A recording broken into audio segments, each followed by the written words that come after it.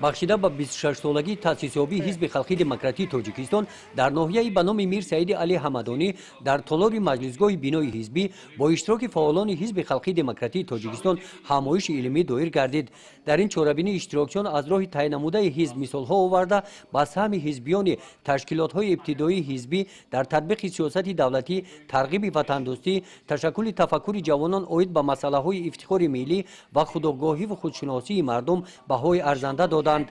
собиқадорони ҳизб дар баромадашон иброз доштанд ки дар давраи соҳиби истиқлолӣ зери роҳбарии ҳизби халқии демократии тоҷикистон халқи тоҷикистон бо иродаи мустаҳкам, иттиҳоду сарҷамъӣ, саъю талоши аҳлона, заҳмати содиқонаву софдилона, масъулияти баланд ва ташаббусҳои созанда ба ҳадафҳои дар наздамон қарор дошта муваффақ мешаванд ва ҳамаи нақшаву барномаҳои қабулнамудаи ҳизби халқии демократии тоҷикистон амалӣ гашта истодаанд.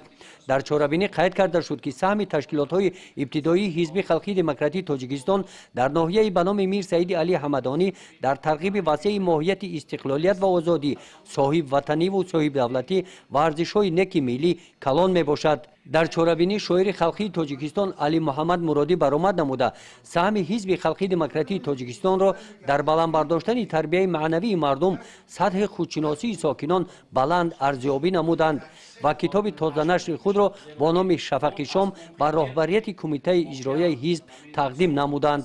бахшида ба 26-солагии ҳизби халқии демократии тоҷикистон дар муҳити идона барои хизматҳои арзанда собиқадорони ҳизб бо сипоснома ва тӯҳфаҳои молӣ сарфароз гардонида шуданд.